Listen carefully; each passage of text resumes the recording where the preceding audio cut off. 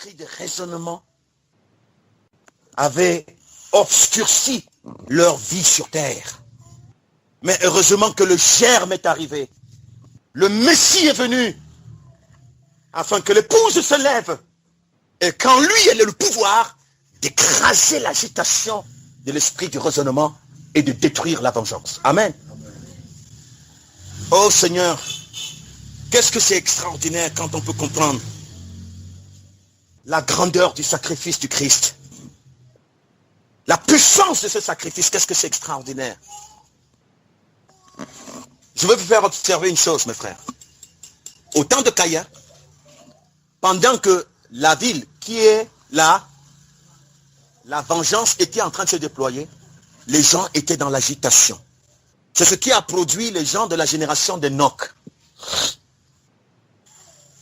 qui passaient leur vie tous les jours, chacun à satisfaire ses passions, à vivre pour ses intérêts. Vous comprenez? Et pendant que chacun était capturé par la vengeance, était sous la pression de la vengeance, les caractères qui se manifestaient dans les uns et dans les autres étaient le type qui est sorti des entrailles de la femme de Caïn, qui a été appelé initiation à une nouvelle née, c'est-à-dire manifestation d'un nouveau type d'homme différent de ce que Yahvé a voulu. Parce que Yahvé a dit à l'homme et la femme, multipliez-vous. Mais il n'attendait pas, il ne demandait pas de multiplier l'espèce là. Mais Caïn a dit, tu voulais que les hommes se multiplient. Ce que nous allons plutôt multiplier, c'est un nouveau type d'homme différent de ce que toi tu veux. Les hommes de vengeance. Les hommes au service de la vengeance. C'est ça que nous allons multiplier. Et vous avez vu, vous allez voir que dans cette ville, il y avait tout, même les religieux, je vous assure. Il y avait les religieux, il y avait des groupes de prière comme on a aujourd'hui. Peut-être pas dans la même forme, il y en avait. Mais vous allez observer ce qui caractérisait les uns et les autres. Regardez vous allez comprendre, et c'est là que vous deviez comprendre que mais ces gens-ci, mais c'est vraiment une initiation. Parce que je peux vous assurer, chaque jour, la vengeance a pour rôle de nous initier à la haine, initier aux calomnies, initié à la médisance, initié au manque de pardon, initié aux jalousies, initié à l'égoïsme, initié à la cupidité, initié à toutes sortes de perversités, initié à l'adultère, initié à la débauche, initié à tout ce que vous pouvez imaginer, à toutes les choses semblables. Et quand vous voyez les gens qui étaient enfermés dans la conscience de cette vengeance qui est donc appelée ville, vous allez voir que ces gens-là, c'est des esprits initiés. Et les parents sont devenus les maîtres parce qu'ils ont été initiés depuis leur enfance. Et ce qu'ils manifestent comme caractère, ils sont les maîtres. C'est pour ça qu'eux-mêmes, ils vont initier les enfants. Et vous allez vous observer des parents qui moi j'ai entendu ça. Un enfant qui rentre à la maison et qui dit à sa mère, maman, tel camarade m'a dit que vraiment, si je fais ça, il m'a insulté. Et elle dit, insulte-le aussi. Elle devient un instrument d'initiation. Parce qu'elle-même, elle a été initiée. Insulte-le aussi. Montre que tu n'es pas l'enfant de n'importe qui. Et la vengeance continue son travail. J'entends une mère qui met la pression sur son enfant parce qu'elle a 30 ans et n'est pas mariée. Et parce que comme elle sort, elle voit les enfants des autres qui sont mariés. Tu fous quoi à la maison? Tu es là, tu vieillis. Si c'est ta part, toi aussi. Si ça ne va pas, apporte-moi même un enfant. Initiation à la vengeance. Qui vous a dit que parce qu'on a 30 ans, on n'est pas marié, c'est un problème? Qui a dit ça? Est-ce que c'est Yahvé? Est-ce que dans le royaume des cieux, il dit que si une femme atteint 30 ans, elle n'entrera pas dans le royaume des cieux? Si une femme atteint 30 ans, elle n'est pas mariée, elle n'a pas d'enfant, elle n'entrera pas dans le royaume des cieux. Ça, c'est selon la Bible de la vengeance. Je ne connais pas le verset, mais je sais que c'est dans... Vous trouvez ça, vous allez trouver dans la Bible. Dans la Bible de la vengeance, vous allez trouver ça. Aussi longtemps qu'une femme atteint 30 ans, sans être mariée, avoir d'enfants, elle ira en enfer. Et voilà pourquoi les parents mettent la pression aux enfants. Et on est en train de faire quoi? Étant sous la pression de la vengeance, on initie l'enfant à quoi? On initie l'enfant à une nature que Dieu hait, que Yahvé hait. Pourquoi? On n'est pas attaché à Yahvé. Ça montre que nous-mêmes on a été initiés. Parce que le système de la ville a édifié les moyens de reconnaissance et d'élévation. L'enfant fait 3 fois le bac, il ne réussit pas. Un cancre, pauvre fou. Regarde-moi, tu pousses, tu passes ton temps à faire quoi? Tu es là, tes amis sont déjà des ministres, tes amis sont des colonels, tes amis sont... Toi, tu es là, pendant la 3e année, tu es sous le bac. Tu ressembles à ton père. La mère, le père dit, tu ressembles à ta mère. L'oncle de ta mère était comme toi. Bête comme ça. 3 ans, tu me fous, tu me sais à quoi? Et ils vont jusqu'à dire, avec tout ce que j'ai investi sur toi, dont l'enfant, c'est un investissement qui n'a pas rapporté, malheureusement. La créature de Dieu, un investissement qui n'a pas rapporté. Comme il n'a pas rapporté, il faut le jeter à la poubelle. Et qu'est-ce qui inspire ça? Est-ce que c'est Yahvé qui a dit ça? Que si quelqu'un n'a pas 3 fois le bac, il ira en enfer. Et pourquoi on met la pression sur l'enfant? Parce que nous-mêmes, nous avons été gagnés par la vengeance et nous devenons un instrument de vengeance pour initier l'enfant. C'est pas ça? On dit à l'enfant, la richesse c'est l'argent. Tu sais, si tu n'as pas la... J'ai entendu la voix de... Mon enfant, il faut savoir que si tu vis ta vie. C'est pour ça, ne t'amuse pas à l'école. Parce que si tu vis, tu n'as pas l'argent, tu es foutu. Je dis, mais tu n'as pas l'argent, je te dis, tu es fini. Parce que l'argent est Dieu. C'est une initiation, non? Les parents deviennent des initiateurs pour pérenniser le règne de la vengeance. Et après dimanche, ou mercredi, on va chanter, Yahvé bon, le Dieu de la vengeance. Le Dieu de la vengeance. Et vous dites, c'est la vérité. C'est la réalité. Il est mort pour moi, pour mes péchés. Mais on rentre les pressions qu'on se met les uns les autres. C'est les pressions que la vengeance nous met sur. Une femme qui sort et revient, elle était calme avant de sortir de la maison. Dès qu'elle revient, tu m'aimes pas. Tu m'aimes pas. Si tu m'aimais, parce qu'elle a rencontré sa copine, qu'elle n'avait pas vue depuis 4 ans, sa copine qui est en train de rouler en starlette. Elle revient dire à son mari, tu es là ici, un porc comme ça, tu passes tu m'aimes? Si tu m'aimais, pourquoi? Je suis là, voilà m'a dit, je vieillis. Mais qu'est-ce qui m'aime? Mais d'où ça vient? Ça vient de quoi? Mais de la pression que la vengeance exerce sur elle. Elle devient un support pour aller exercer les mêmes pressions sur son mari pour que les deux continuent à s'initier. Et le mari, la même chose. Dès que sa femme a pris un peu de poids, il sort, il voit les femmes taillées, il rentre, il la trouve. Bon, le jour là, elle a fait l'erreur de s'habiller en cabas. Tu es là, regarde toi, regarde le gros, regarde le corps, regarde le corps. Parce qu'il a trouvé son copain qui marchait avec une fille qui était fine, qui est taillée, il vient mettre la pression sur sa femme. Vous voyez la ville, non? Vous voyez la vengeance, non? Elle va se venger. Ça, c'est le contexte de la bataille, mes frères. Je prends des cas banals, hein, des exemples qui semblent... Hein? Mais, je crois que les uns et les autres comprennent bien le fond. La vengeance. Et c'est pour ça que quand vous êtes épris de l'esprit de la vengeance, vous voyez comment quelqu'un est dans l'agitation. Parce que la vengeance vous met dans l'agitation du raisonnement. L'agitation. Et quelque part, j'ai lu que Nod, c'est le pays de l'agitation et de l'instabilité. Le pays là où Caïn est allé s'installer. Le pays de l'instabilité, instabilité émotionnelle, instabilité à tous les niveaux. Quelqu'un aujourd'hui il rit, demain il est fâché. Vous voyez comment les gens changent d'humeur. D'humeur. Pourquoi? Parce que la vengeance agit et parce qu'on a des gens qui disent qu'ils combattent, mais qui sont ignorants. Vous comprenez? Qui sont ignorants. Quand vous avez compris, quand vous vous levez dans cette ville, cette grande ville qu'on appelle le monde, vous savez que cette ville a un prince. Et son prince, c'est l'antichrist. Et son chef, c'est le diable. Et vous savez que cette ville a un rôle. C'est la vengeance. Elle va se venger. Voilà pourquoi elle doit produire tout. Les couleurs, les sons, la mode, les habillements, pour se venger sur toi. Quand tu sors, tu sens comment si tu n'es pas assis dans le Seigneur, les désirs qui vont affluer dans ton esprit, on ne te dira pas. Tu sens comment il t'appelle? Oui, fais. Fais. Suis. Livre-toi à l'impureté. Fais comme ça. Elle te parle. La vengeance te parle. Elle te presse. Elle t'oppresse. Tu n'as rien. Tu es là, on te raconte des histoires. Toi, tu regardes l'autre, regarde. Elle prospère dans ses affaires. Toi, tu n'as rien. Elle te parle. Elle te presse. Et si tu t'enfermes dans la maison, elle te trouve à la maison avec la télé. Par le téléviseur. Tu dis, je ne sors pas. Tu vas allumer le téléviseur, va te rencontrer.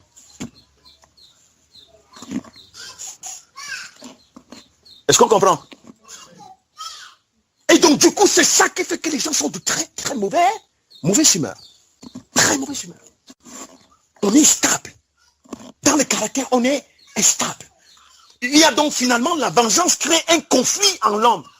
Un conflit en celui qui veut suivre le Seigneur. Entre ta volonté de suivre Yahvé et les intérêts. Vous comprenez? C'est-à-dire ta volonté de suivre le Seigneur et les intérêts que la vengeance a logés dans ton cœur. Il y a un conflit entre les deux. Tu veux bien avancer vers Yahvé, tu as cette volonté, mais tu sens en toi des intérêts que la vengeance a établis en toi qui luttent contre cette volonté. Et je puis vous assurer, la grande masse des personnes comme ça, ce sont eux qui constituent ce qu'on appelle les chrétiens aujourd'hui. Et voilà pourquoi vous n'avez que de l'instabilité. Un coup, j'aime Jésus. D'un autre coup, j'approuve ce qu'il n'aime pas. Et je défends ça avec force. Pourquoi? Parce qu'en moi, de l'esprit de raisonnement ne manque pas d'idées. L'esprit de raisonnement ne manque pas d'idées. Je voudrais, mes bien-aimés, en ce jour où les gens célèbrent, sont dans l'apothéose de la célébration de la grande sorcellerie qu'on appelle la Pâque, je voudrais que nous soyons sensibles, sensibilisés et instruits.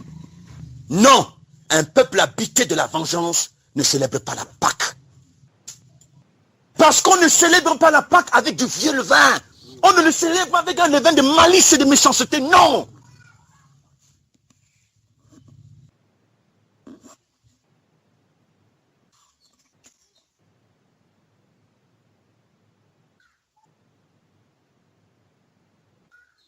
La vengeance.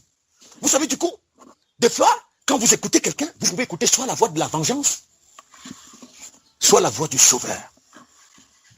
Est-ce que vous comprenez? C'est-à-dire que quand quelqu'un parle, même s'il nous fait sa bouche, même sa mine, soit ses temps s'expriment, soit vous voyez la vengeance contre Yahvé, contre les hommes, et soit vous voyez l'action du sauveur et de son esprit puissant de guérison, de résurrection, de consolation, qui communique la vie. Je vous dis.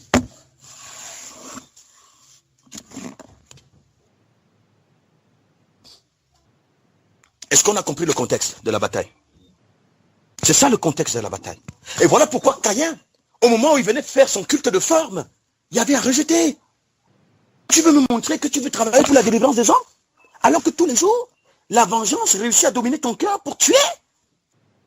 Tu tues par les calomnies, tu tues par la médisance, tu tues par les plaintes, tu tues par les murmures, tu tues par la recherche des intérêts personnels égoïstes, tu tues par la méchanceté, tu tues par l'idolâtrie, tu tues par la débauche.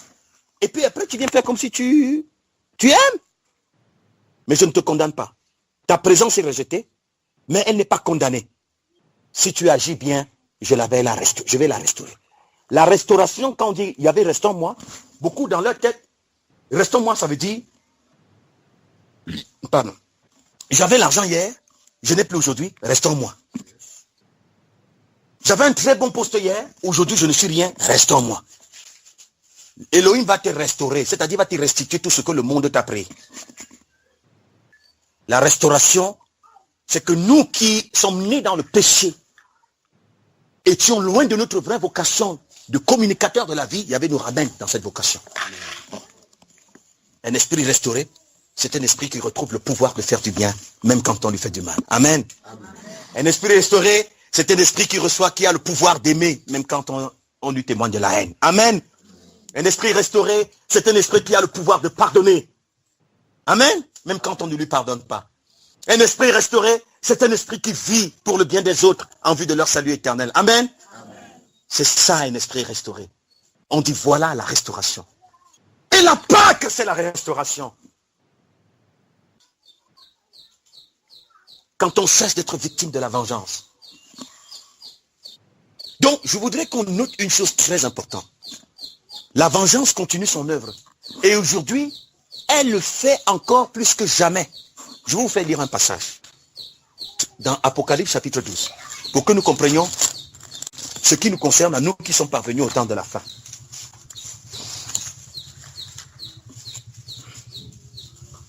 Je vais lire à partir du verset 7.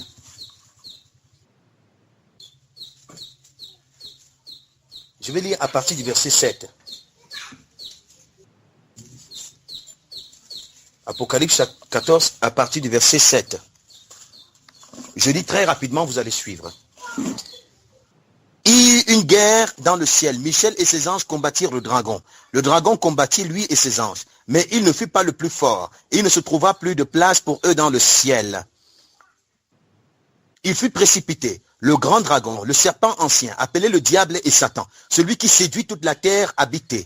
Il fut précipité sur la terre et ses anges furent précipités avec lui. Alors j'entendis dans le ciel une voix qui disait, maintenant est arrivé le salut, ainsi que la puissance et le règne de notre Dieu, et l'autorité de son Christ, car il a été précipité, l'accusateur de nos frères, celui qui les accusait devant notre Dieu jour et nuit.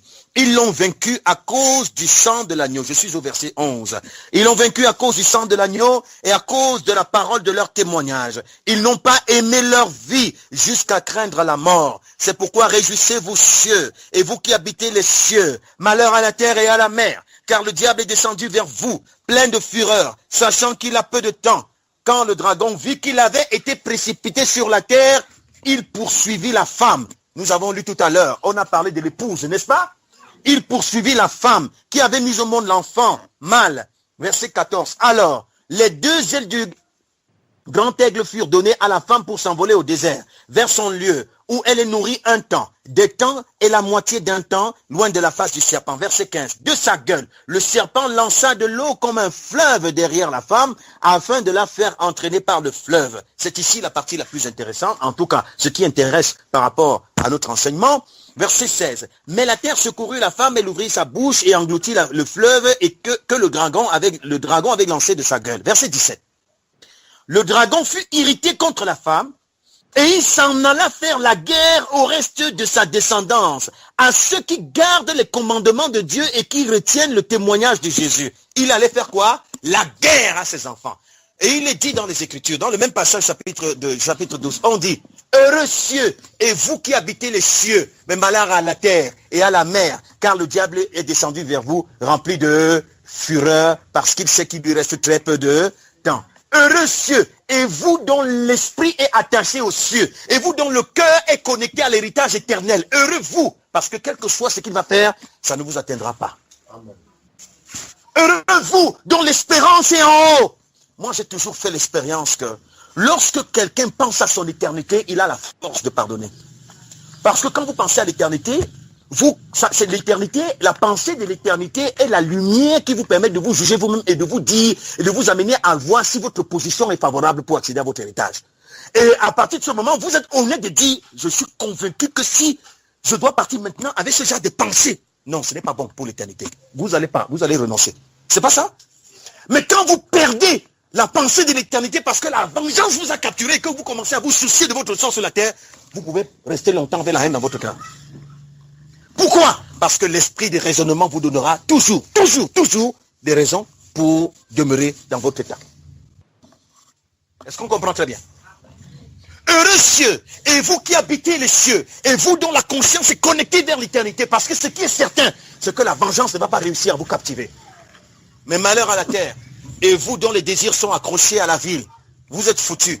Sachez que le diable est descendu vers vous, rempli de fureur, parce qu'il sait qu'il lui reste très peu de... Et je vois la fureur, je vois cette fureur dans le foyer. Comment est-ce que les gens ont la volonté de s'écouter, de s'entendre, d'être en paix et de marcher vers Yahvé. Mais la pression de la vengeance fait que on est toujours en guerre, toujours en conflit, toujours en train de se déchirer, toujours en train... Vous comprenez? Je vois la fureur là. Ils ont bien la volonté. Mais vous voyez qu'il y a un conflit entre cette volonté et les aspirations que la vengeance a fait loger, qui est source de conflit. Parce que quand tous les deux nous avons la pensée de l'éternité, nous pouvons identifier très vite la source de conflit, mettre de côté. Ça c'est inutile, ce n'est rien comparé à l'héritage que nous avons dans les cieux. Attention. Amen. Mais quand on est déconnecté, toi tu me fais encore comme ça, je suis là, voilà mon cas, une femme, voilà moi, un homme, tu devrais faire. Vous avez des raisons de demeurer parce que l'esprit de raisonnement va vous garder dans cet état. Est-ce que vous comprenez? Je vois cette fureur dans les groupes de prière. Je vois cette fureur dans le groupe de prière. Pendant que le Messie est venu annoncer l'héritage d'en haut, les gens se mettent ensemble, disent qu'ils vont là-bas, mais entre-temps, ils sont dans les calomnies, dans les médisances, dans les guerres, dans les conflits, dans les regards impurs, les regards sales, les regards de... C'est qui anime les gens. Je le vois, la fureur. Mais pourtant, ces gens ont la volonté.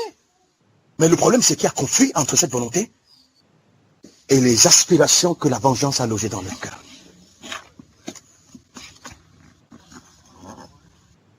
Et on peut voir cette fureur dans les nations de manière plus étendue.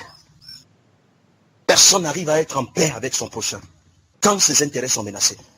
Même s'il y avait réalisé son projet, si mes intérêts ne sont pas honorés là-bas, Non, on n'arrive pas. Les nations, on n'arrive pas à s'entendre.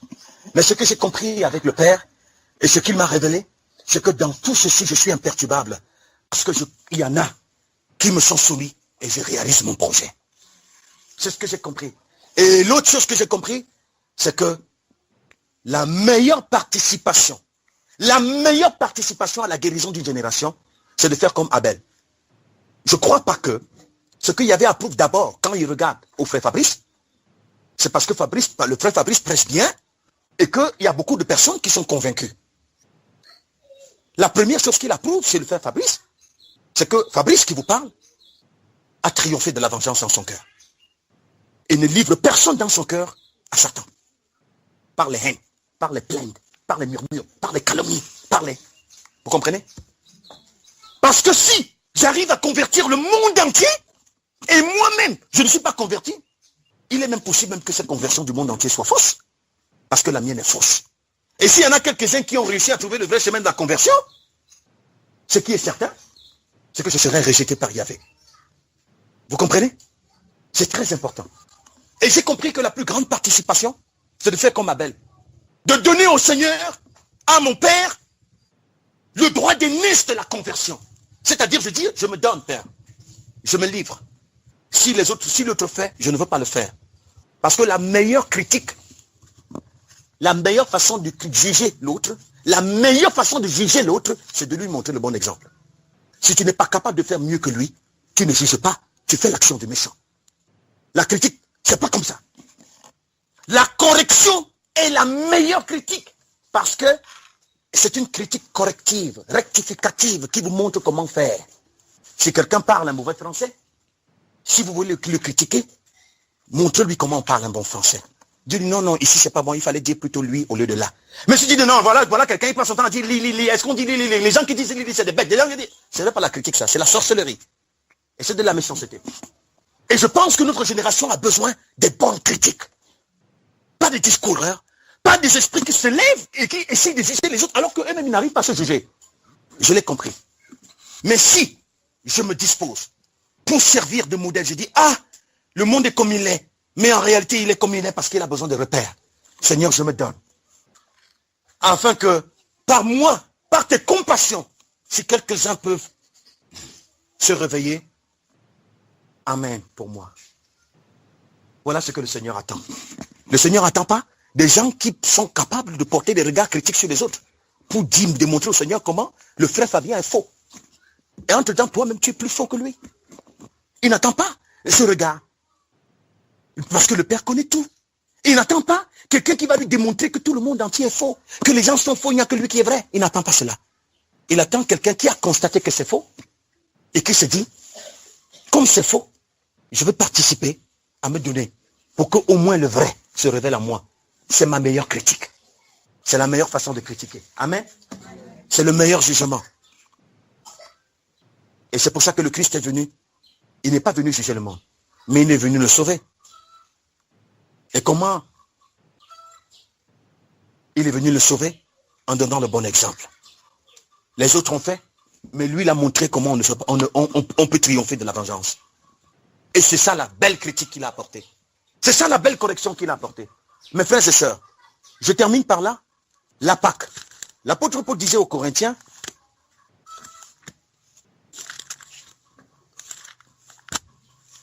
parce que Paul est celui qui, dans les évangiles, dans ce qu'on a appelé Nouvelle Alliance, est celui qui a beaucoup traité, qui a traité d'ailleurs de ce sujet. Et je prendrai juste un seul élément très rapidement pour conclure mon propos, pour que nous comprenions à partir de la vengeance, de ces éléments concernant la vengeance, quelle est la part qu'il y avait agréée. 1 Corinthiens chapitre 5.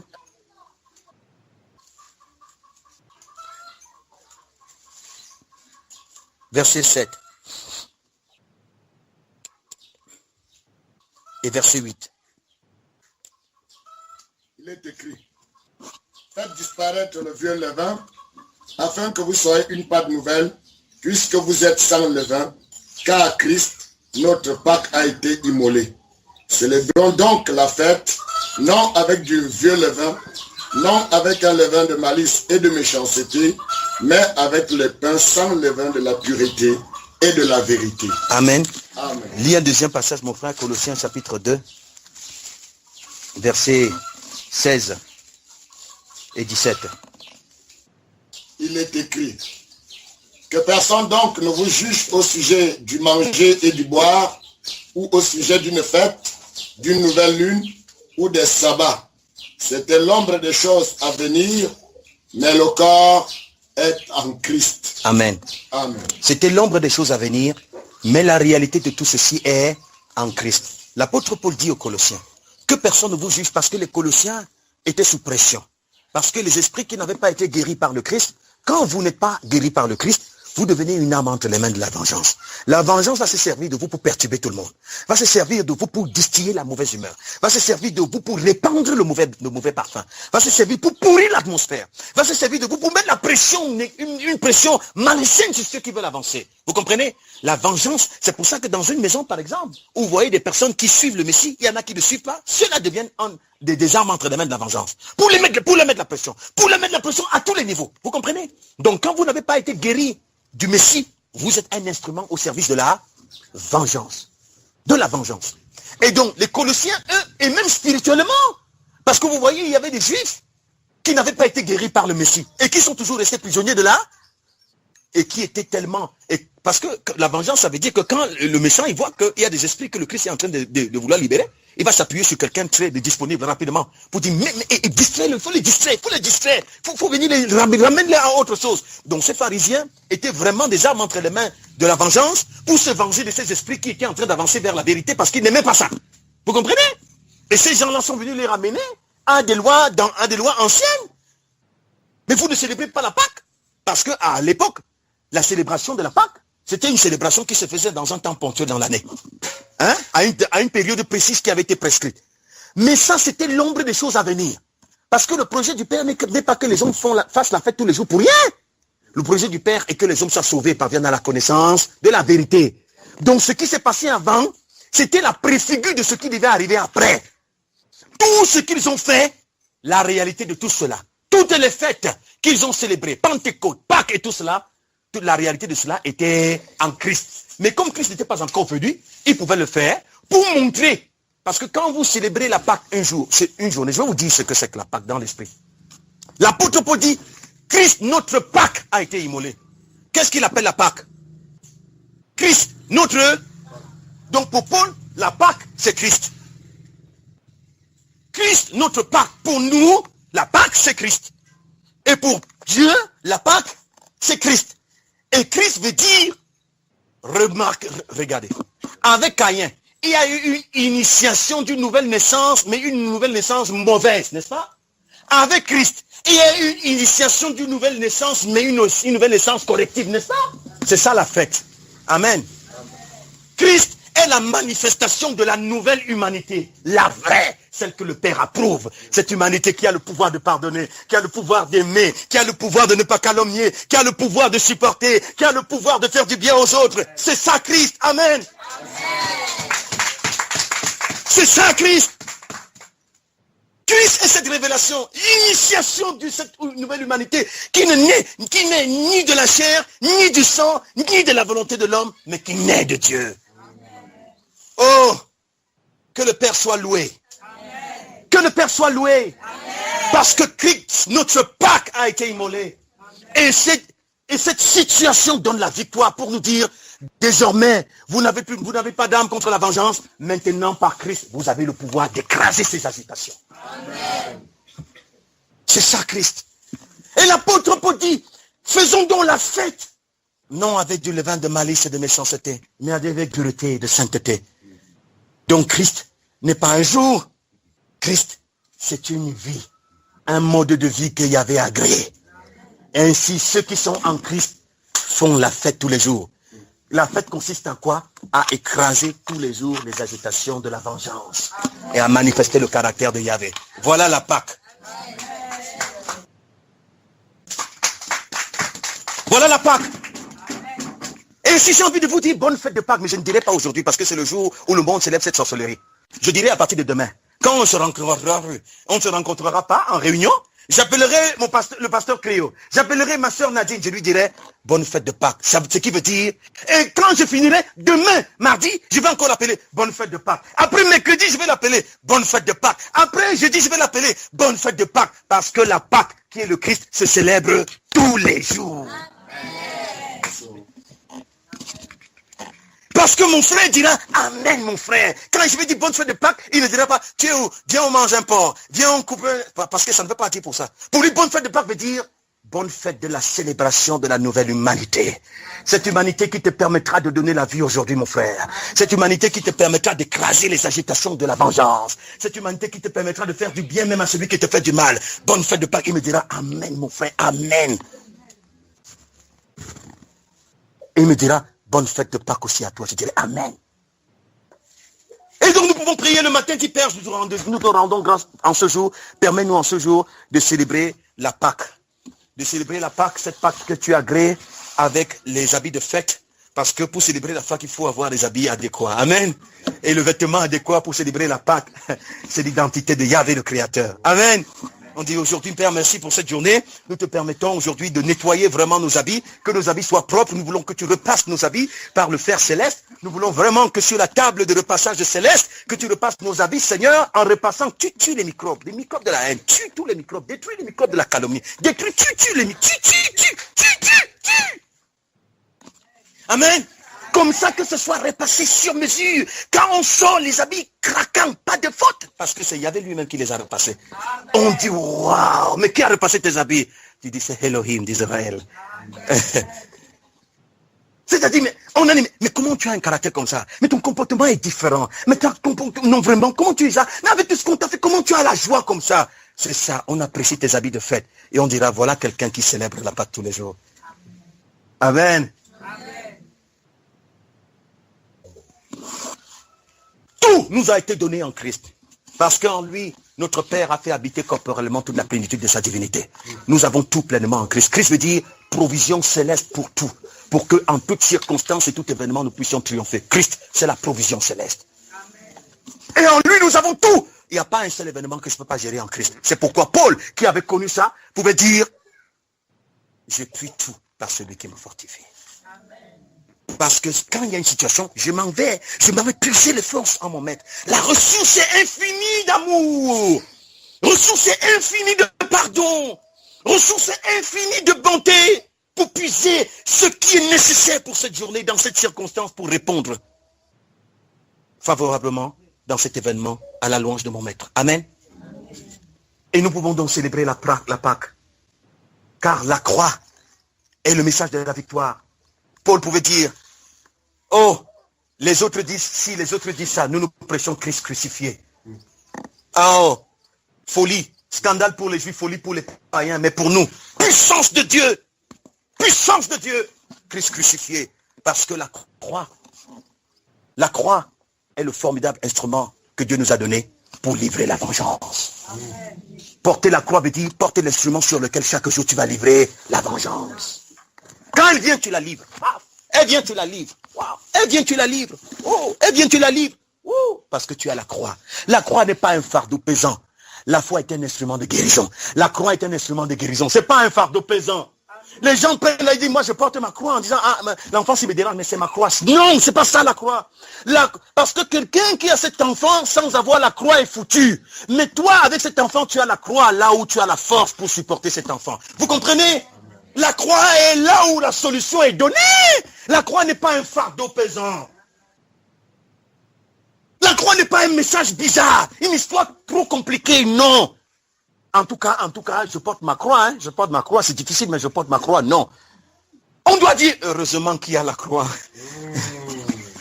Mon frère, la haine est en train de ronger mon cœur, mais heureusement qu'il y a la croix. Je vais crucifier cette haine là-bas, par la grâce de Dieu. Mais vraiment, il y a des pressions, mais... Oh, Seigneur, merci, heureusement qu'il y a la croix. On ne va plus trouver là où on prêche la croix, les gens commencent à serrer les dents. C'est vrai, la croix, comme si on est en train de parler d'aller à la morgue. Message de délivrance, message de la croix. Parce que par la croix, nous entrons dans la Pâque. Amen. Christ, notre Pâque. La vraie Pâque. la Pâque d'aujourd'hui, la Pâque de demain, la Pâque de tous les jours, que nous célébrons avec le vêtement de fête, les habits, les vêtements de vierges sages, les vêtements qui nous purifions chaque jour pour célébrer la Pâque. Et si nous célébrons la Pâque chaque jour, ce sera un culte honorable, raisonnable, que notre Père va agréer. Amen. Car la Pâque, car Christ est la Pâque que Dieu agrée. Et Christ, cette Pâque que Dieu agrée, est la victoire sur la vengeance. Si le monde célébrait vraiment la Pâque, on aurait la communauté du Christ dans le monde, qui serait partout. Donc en réalité, cette Pâque qui est célébrée est une Pâque de moquerie, est une Pâque antichrist, est une Pâque de sorcellerie, est une Pâque de mépris de ce qui est sacré, mais beaucoup le font par ignorance. Beaucoup le font par ignorance. Car si ceux qui célèbrent encore la Pâque, parce que c'est une journée de l'année, ou une période de l'année, sont en train d'être comme ces Juifs qui ont refusé de reconnaître que le Christ a été donné. Ça veut dire que Christ n'est pas venu. C'est pour ça que comme Christ n'est pas venu, nous sommes encore dans l'ombre. Mais si la réalité vient, qu'est-ce que nous faisons encore dans l'ombre? Ça veut dire que nous vivons sous la loi comme les autres ont vécu sous la loi. Mais vivre sous la loi veut dire être inférieur à la loi, vous ne pouvez pas l'accomplir. Et ça veut dire que Christ n'est pas venu. Ça veut dire que la mort et la résurrection de Christ n'ont pas eu lieu. Et ça veut dire donc que Satan règne. Et c'est pour ça que Satan règne dans les vies. Mais si nous entrons dans la vraie Pâque, nous reconnaissons que Christ est venu en chair et que par sa venue, sa mort et sa résurrection, nous avons la victoire sur la vengeance. Et cela va se manifester au quotidien. Et le peuple du Seigneur, l'épouse qui écrase l'agitation de la vengeance, elle va se révéler. Nous travaillons pour ce projet et nous sommes convaincus qu'il va s'accomplir parce que tout a été appelé à l'existence pour ça et nous rendons grâce à Elohim. Il est imperturbable dans la réalisation de son accomplissement. Amen. Shalom. Amen, amen, amen. Amen, amen, amen, Amen. Amen. Nous rendons grâce au Seigneur pour ce puissant message. Si vous ne pouvez pas le faire, je vais demander à ceux qui sont avec moi, nous allons acclamer le Seigneur.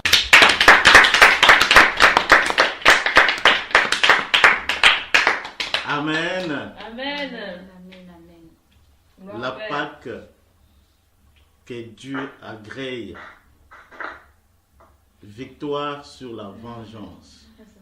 Et en écoutant la conclusion que vient de nous donner les frères, je pouvais aussi dire Christ, la Pâque que Dieu agrée. Amen. Christ, la Pâque que Dieu agrée. Nous sommes dans un combat au quotidien. Et ce combat, pour en avoir la victoire, il faut savoir quel est son but. Pourquoi je combats? Il faut savoir quel est l'adversaire qui est en face. Il faut savoir quel est le contexte de ce combat. C'est ce qui nous a été dit en liminaire.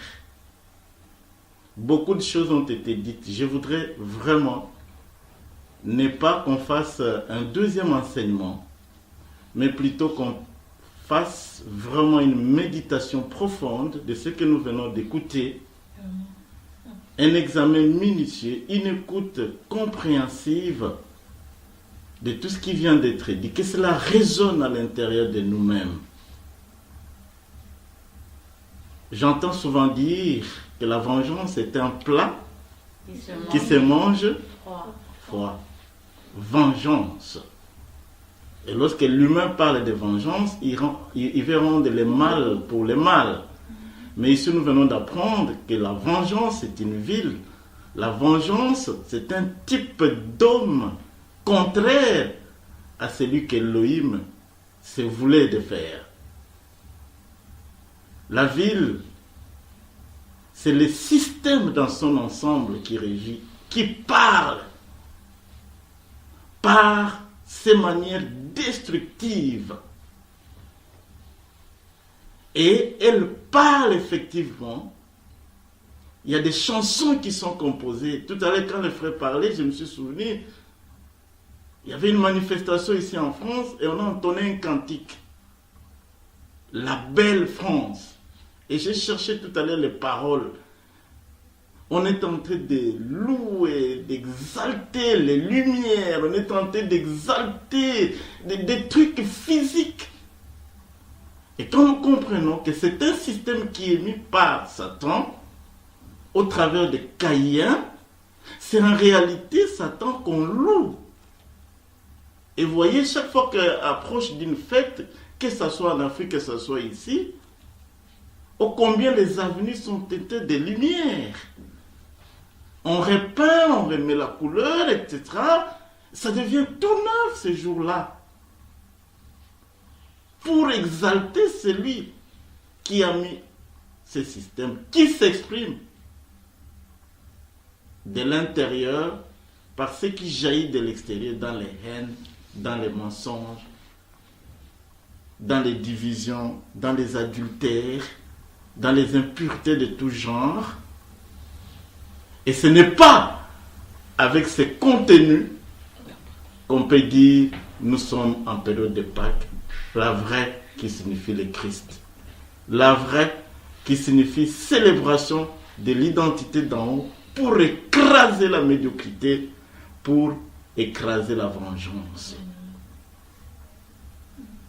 Abel a célébré la vraie Pâques parce qu'il a offert les prémices de ce qui était vrai, l'offrande de lui-même.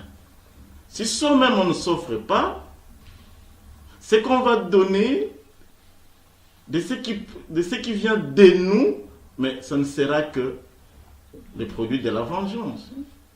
Et nous devenons des initiateurs. Nous initions la vengeance, le mal, la colère, la haine, car la ville a été mise en place pour contrer le plan d'Élohim. Terrible vengeance contre Élohim. Sortons de cela en nous offrant nous-mêmes comme des sacrifices vivants afin que le Père puisse agréer notre offrande. Et alors nous célébrerons la vraie Pâque qui est la restauration. Yahvé qui ramène le pouvoir de faire du bien, le pouvoir de pardonner, le pouvoir d'être au service de l'autre, sachant que l'autre est un autre moi-même, le pouvoir de s'effacer pour faire émerger Christ, le pouvoir de pouvoir triompher sur le mal en s'appuyant sur le Christ. Malgré les agitations, Elohim est imperturbable car il s'est construit un peuple qui lui est soumis, qui va manifester ce qu'il est afin d'écraser l'agitation, afin de célébrer tous les jours la nouvelle humanité. Ainsi notre Pâques, Christ, n'est pas célébré à une certaine date, mais il est célébré au quotidien. Chaque jour, comme étant les derniers, nous célébrons Christ, notre Pâques.